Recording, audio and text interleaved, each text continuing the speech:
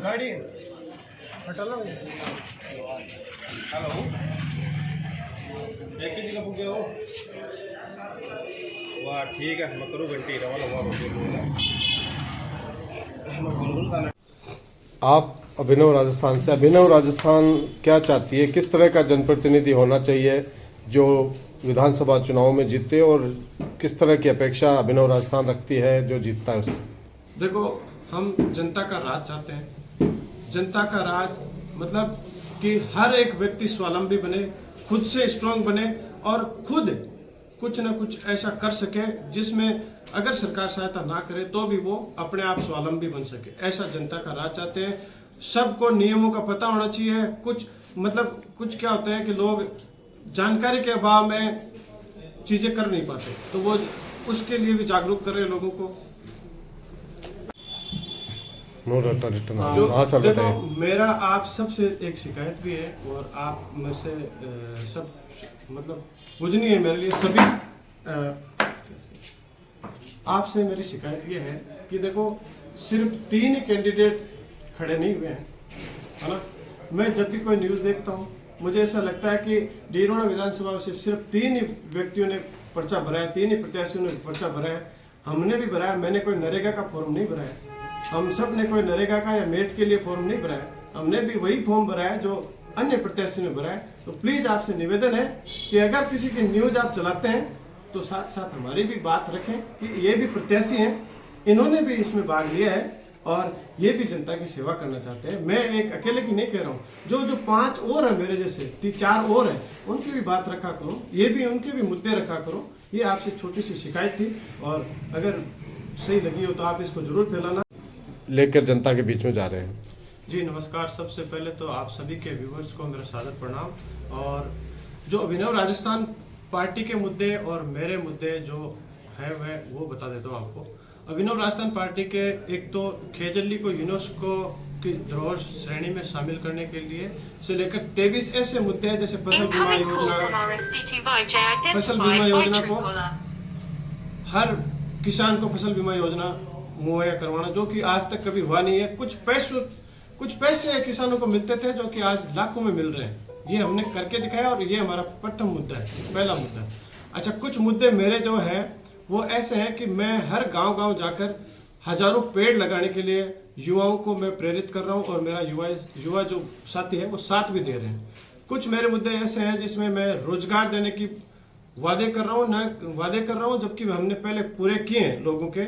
जैसे कोई भी युवा रोजगार व्यक्ति है, हम उनको सरकारी जॉब तो नहीं लगाने के वादे कर रहे हैं, पर प्राइवेट मेरे खुद के लिंक के आधार पर इन जो बेरोजगार युवा साथी है उनको लगा रहे हैं। और अभी भी मुझे कोई फोन करता है, मैं उनको नंबर देख के आता हूँ और मुझे कोई फोन करता है तो उनको रोजगार लगाते हैं।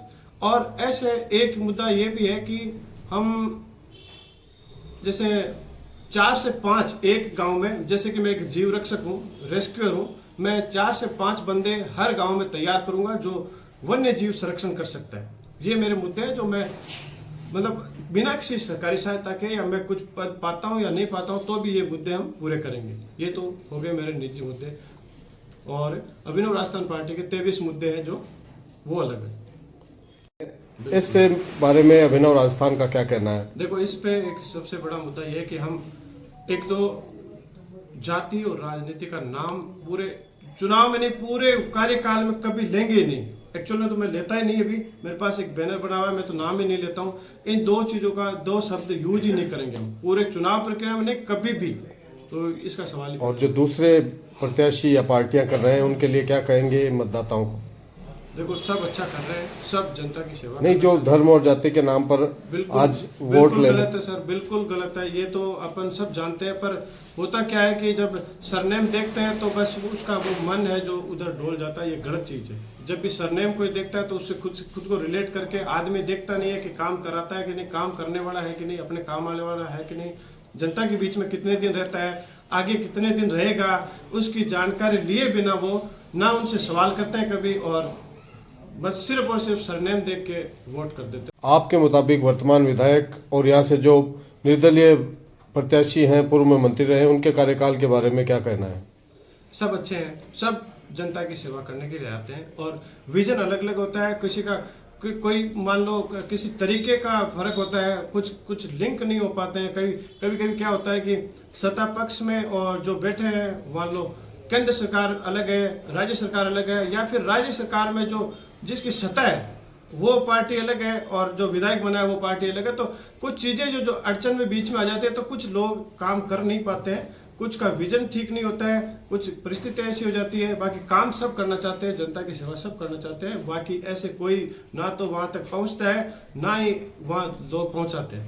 तो खर्चा दिखाते हैं और लाव लश्कर गाड़ियां घोड़ा ये दिखाते हैं, ये भी गलत है। ये जनता का ही पैसा है जो आप लूट रहे हैं, ये गलत चीज है। ये मैं सब प्रत्याशियों के लिए कह रहा हूँ, किसी का समय खराब मत करो। मैं देखता हूँ, मैं अभी चुनावी में गाँव में जाता हूँ, एक गाड़ी मेरे पास, और अब तो मेरे पास सिर्फ वो गाड़ी भी नहीं है। अब मैं ऊंट गाड़ी से ही प्रचार करूंगा।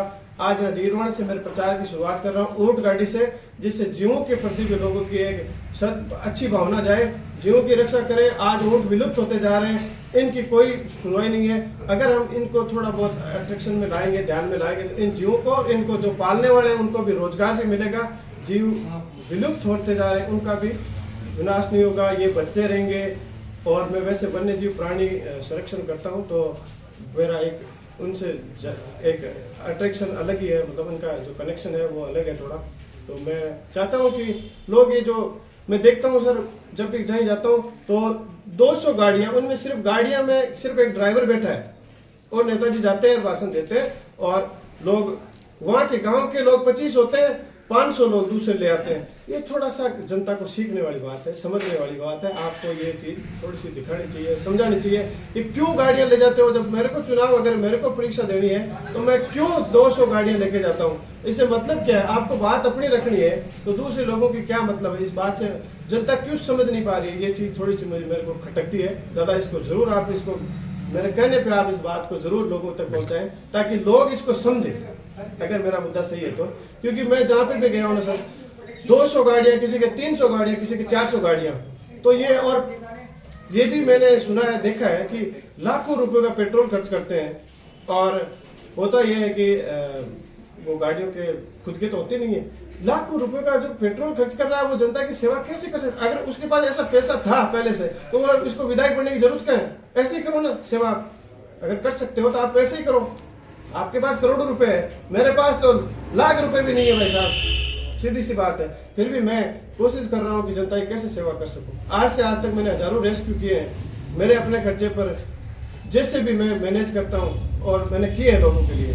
तो ये चीजें हैं, जनता को समझना चाहिए कि कौन सही है, कौन गलत है, और कैसे अपने को काम करना चाहिए। आपके कोई और सवाल हो तो जरूर स्वागत है।